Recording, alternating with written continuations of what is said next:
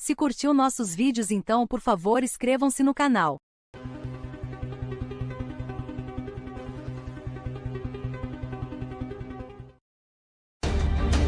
Alienígenas.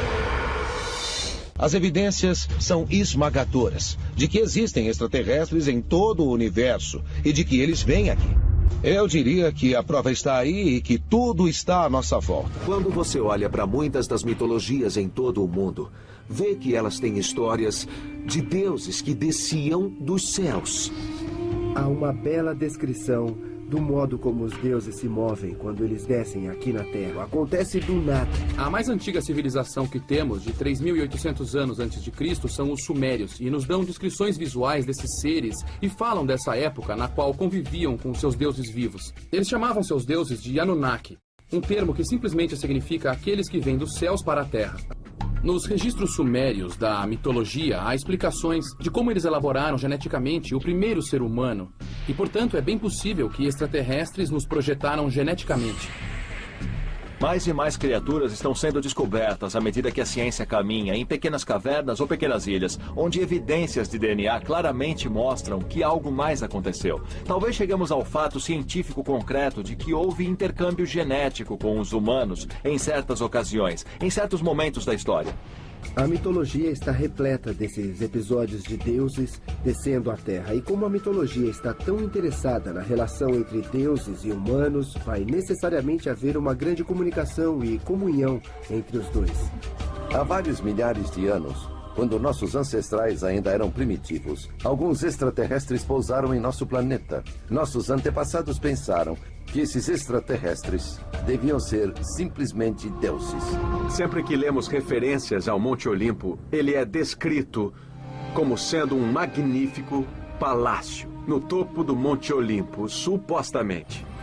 Bom, se você olhar para isso na perspectiva moderna, que tal se esse lugar, o Monte Olimpo, não fosse necessariamente o topo da montanha, mas, na verdade, uma nave espacial? Porque há relatos de que, às vezes, havia um grande estrondo no Monte Olimpo e o topo inteiro se erguia. Então é possível que o raio e o tridente sejam algum tipo de dispositivo direcionador de energia. Ele tinha o poder de criar tsunamis, as tais ondas enormes, com essa arma. Essa incrível arma, o tridente de Poseidon, parece ter sido algo mais do que apenas um forcado. Parece ser uma arma muito potente porque ele conseguiu destruir cidades inteiras com essa tal arma dele. Apolo, para começar, era o professor dos jovens gregos que ali viviam. Ele os ensinava a construir na montanha, nas encostas. Ele os ensinava a fazer estradas. Ele ensinava astronomia. Como eles chegaram aqui? Provavelmente em algum tipo de nave. O que mapeamos nos nossos mitos e nossas lendas são histórias incríveis, eventos incríveis. E qualquer ser extraterrestre, qualquer alienígena que tenha vindo à Terra estará nesses relatos. Porque, sendo um evento tão extraordinário, ficará marcado para sempre. Os arqueólogos estão estupefatos com os muitos megalíticos aqui em Karnak. É claramente um grande projeto de construção com blocos de granito pesando de 50 a 100 e até mesmo chegando a 350 toneladas.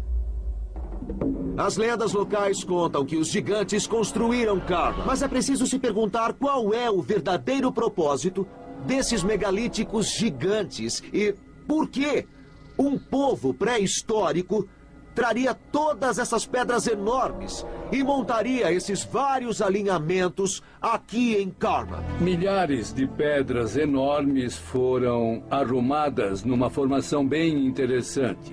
Elas estão dispostas em linhas que se cruzam, que formam triângulos que só poderiam ser vistos do alto, acima da terra. Esses alinhamentos de pedras podem ter sido uma forma de se comunicar com seres extraterrestres. Apolo costumava dizer aos gregos: tá bom, eu vou visitar outros povos. Os gregos perguntavam: e para onde você vai? E ele dizia: bom, eu vou para um lugar que fica para lá de onde vem o vento norte. É a terra dos hiperbóreos. Foi só alguns anos atrás, na França, que começaram a fotografar essa região da Bretanha francesa do helicóptero. E quando foram comparar as fotos, de repente alguém percebeu que não era uma coincidência. A medida das linhas na vertical é sempre a mesma. Os ângulos são sempre os mesmos. Eles são triângulos pitagóricos. É tudo uma gigantesca formação geométrica da Idade da Pedra, o que é impossível. Os humanos da Idade da Pedra não tinham ideia dos triângulos de Pitágoras. Pitágoras só surge em 420 a.C. As pedras de Karnak são uma das poucas coisas no planeta que podem realmente ser vistas do espaço. E são um marcador perfeito para qualquer tipo de veículo aéreo que estivesse vendo a Terra de cima. Muitos dos turistas que vêm a Karnak alegam que podem de verdade sentir a energia que emana desses megalíticos de granito. Como é que esse povo antigo sabia sobre essa energia? Será possível que eles pudessem usar toda essa energia para mover e pôr de pé essas pedras gigantes? Que tudo isso foi feito de propósito. Os extraterrestres mandavam nossos ancestrais fazerem isso e aquilo. Não foram os extraterrestres que alinharam essas pedras, foram os humanos que fizeram isso. Mas, seguindo as ordens dos extraterrestres. Se o deus grego Apolo era realmente uma espécie de astronauta do passado, é possível que as pedras aqui de Karnak fossem uma espécie de direcionador, indicando o caminho para o extremo norte, para a Hiperbórea dos deuses antigos. Existem inúmeras semelhanças entre a mitologia grega e a mitologia nórdica. E muitos dos deuses são quase que idênticos, além de fazerem praticamente a mesma coisa. Zeus e Odin são deuses do tipo Pai Celestial. Eles viajam pelos céus em carruagens porque têm parentesco com as divindades solares.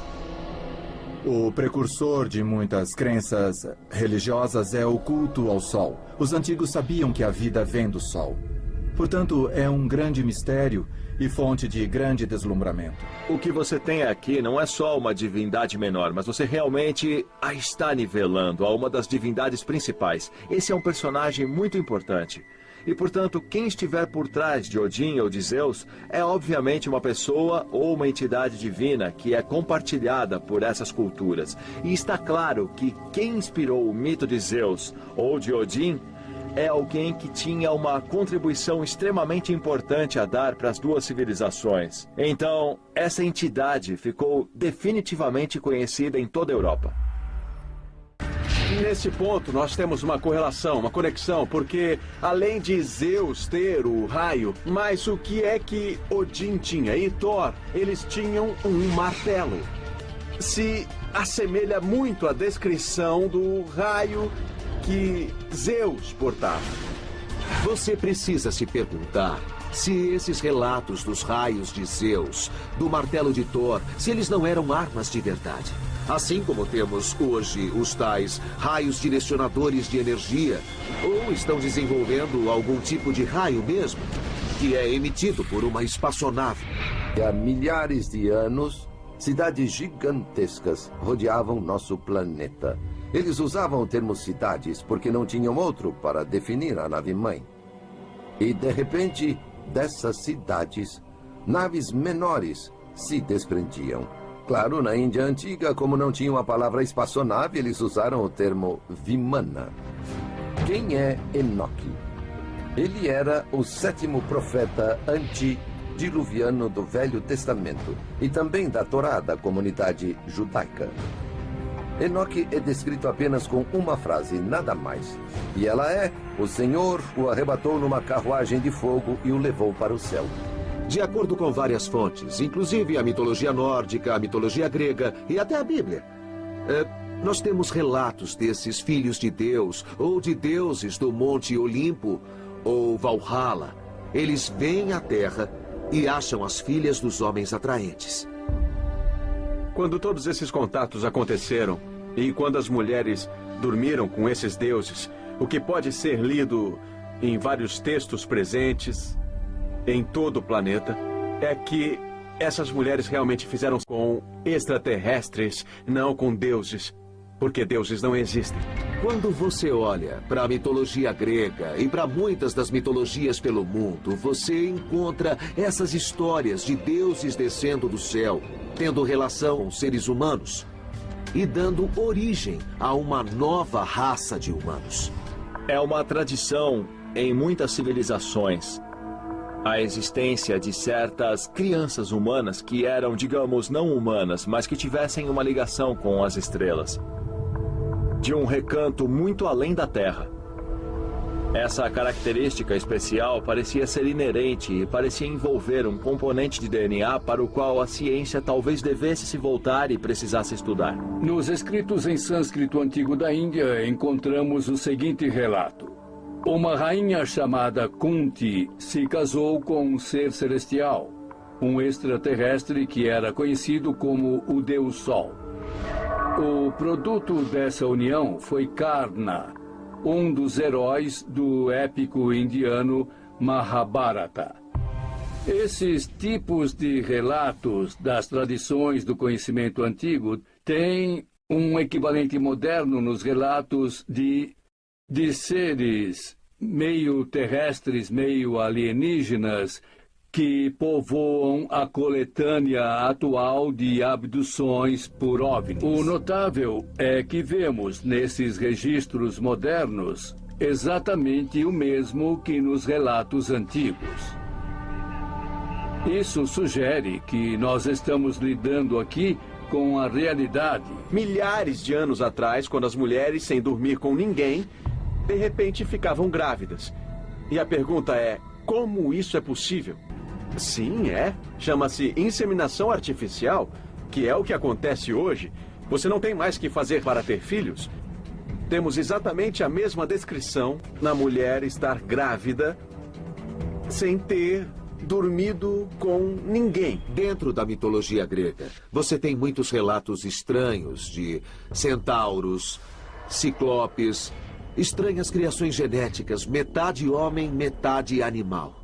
E você tem que especular, no mínimo até o ponto em que você vê a possibilidade de uma estranha engenharia genética acontecendo e criando o que no passado eram as criaturas chamadas de monstros.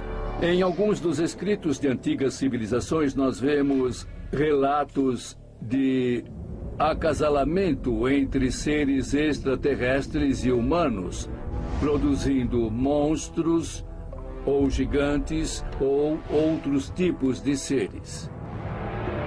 E por que é assim? Acredito que seja porque isso realmente aconteceu no passado. A caverna de Lovelock foi descoberta por rancheiros locais que estavam à procura de excremento de morcego para usar na lavoura. Depois disso, começaram a encontrar restos mortais de humanos. Chegaram a encontrar entre 40 e 50 pessoas dentro desta caverna. Uma delas teria aproximadamente 2,5 metros de altura. Tais criaturas tinham cabelo comprido e ruivo, e eram literalmente gigantes. Durante todo o século XIX, muitos esqueletos gigantes foram supostamente descobertos no meio oeste americano, em regiões da Califórnia e perto do Vale da Morte.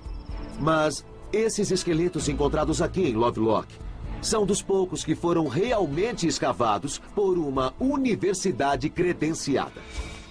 À primeira vista, esses crânios, eles parecem ser crânios com uma aparência bem normal. E estes são realmente os crânios de pessoas gigantes, com uns 2,10 metros ou 2,40 metros de altura. O relato de Davi e Golias é um daqueles episódios da Bíblia que você questiona como é que é isso? Será apenas uma metáfora ou estamos diante de uma interpretação fundamentada? E nesse sentido, Golias tem que ser uma criatura gigante. A questão então é, ele não pode ser humano. O que ele é então? A arqueologia gosta de usar o termo dolmen, só que eles já eram conhecidos antes do folclore como túmulos de gigantes. Um dolmen tem o formato da letra grega pi, com o topo reto e deitado. E é feito de blocos enormes de calcário. E até hoje, nós ficamos maravilhados que alguém possa ter construído essas coisas e nos perguntamos como conseguiram pôr o topo horizontal sobre as bases verticais. Foram construídos durante o período Bronze Médio, mais ou menos entre 2000 e 1500 antes da Era Cristã. Então, vendo coisas como essas, ficamos pensando, devem ter sido feitos por gigantes, porque pessoas comuns não poderiam ter feito isso. Estamos diante de metáforas ou estamos lidando com indícios concretos de que tais criaturas são físicas e que de alguma forma vieram parar na Terra? Eu penso nisso e temos que aceitar que alguns casos são verdadeiros. A questão então é, como essas aberrações genéticas apareceram? Os extraterrestres mudaram nossa constituição genética, promovendo uma mutação específica dos nossos genes, essencialmente em laboratório. Então, eles pegaram alguns seres humanos, alteraram seu DNA e reinseriram essas pessoas no mundo para que, pela procriação, essas pessoas passassem adiante tais alterações genéticas inéditas para toda a população. Para um ser alienígena trabalhar com DNA é tão fácil. Criar um tipo novo não tem nada de difícil. Até mesmo hoje em dia temos a capacidade de criar novos tipos de animais. A pergunta então é, nós também fomos criados desse jeito? O Homo sapiens está na Terra há 300 mil anos. E apenas em alguns milhares de anos, o tamanho do nosso cérebro simplesmente triplicou. Agora, isso não combina com a evolução normal. É preciso tempo, e um tempo muito longo. No entanto, hoje os biólogos não conseguem descobrir como é que o volume do nosso cérebro triplicou num intervalo de tempo tão curto. Isso ainda é um mistério. A ciência tem sido incapaz de achar esse elo perdido. E talvez isso se deva ao simples fato de que a Terra é incapaz de oferecer esse elo perdido. Talvez esse elo perdido não seja desse mundo. Talvez esteja em algum lugar fora daqui, um lugar extraterrestre. Há, na verdade, relatos em antigos escritos em sânscrito na Índia de que, nas suas tentativas originais de produzir os deuses ou os seres extraterrestres, cometeram erros e produziram tipos diferentes de monstros, gigantes e coisas desse tipo. Por que razão os chamados deuses fizeram tais criaturas híbridas? E assim começaram a fazer cruzamentos. Começaram a fazer criaturas híbridas. Está claro que algo afetou vários continentes neste planeta por volta de 3000 a.C. As pirâmides começaram a ser construídas naquele momento. Por quê? Por que isso era importante? Essa importância seria global? Sim. Era algo imperativo que vinha de fora deste mundo? Sim. É bem possível que, se houve algum tipo de intervenção genética por uma raça extraterrestre na humanidade, eles tenham grande interesse em ver seu experimento progredir. Sempre me perguntam isto. Acreditar que extraterrestres, de uma forma ou de outra, se parecem conosco ou até pensam como nós? Eles não são, por coincidência, semelhantes a nós. Nós é que somos parecidos com eles, porque nós somos o produto. Os extraterrestres sabiam que milhares de anos no futuro, os humanos iam conhecer a geometria do planeta Terra. E não é coincidência, foi tudo de propósito. Os extraterrestres queriam que, no futuro da humanidade, a gente começasse a enxergar as coisas. Será que já fomos visitados por extraterrestres? Eu acho importante pensar dessa forma, pois os extraterrestres prometeram voltar e um dia eles vão voltar. Alemanha, 1996. O Museu de Pré-História e História Antiga adquiriu um artefato brilhante de um colecionador suíço anônimo. Um chapéu alto em forma de cone, feito com uma folha fina de ouro puro, e os historiadores acreditam que date do ano 1000 a.C. O aspecto mais importante nisso é que eles indicam. Será que esses reis sacerdotes do passado remoto seriam visitantes extraterrestres que usavam as propriedades únicas do metal? Se foi assim, haverá mais evidências de que outros povos antigos usavam relíquias de metal para propósitos avançados e até metafísicos. Nas profundezas de uma caverna nos penhascos do deserto, Os arqueólogos descobriram um manuscrito misterioso de 2000 anos, escrito em uma folha de cobre. Todos os manuscritos do Mar Morto encontrados estavam escritos em couro ou em papiro. O manuscrito de cobre é o único feito de cobre. É preciso ter em mente que o cobre era valioso e que gravar um manuscrito inteiro exigia muito tempo e muita técnica. Então tem que ser muito importante. Os estudiosos que examinaram a linguagem no manuscrito de cobre concordam que é diferente de tudo encontrado em outros textos da época. A escrita dele é um pouco diferente. Não está só em hebraico, nem mesmo em aramaico. E também tem letras gregas gravadas.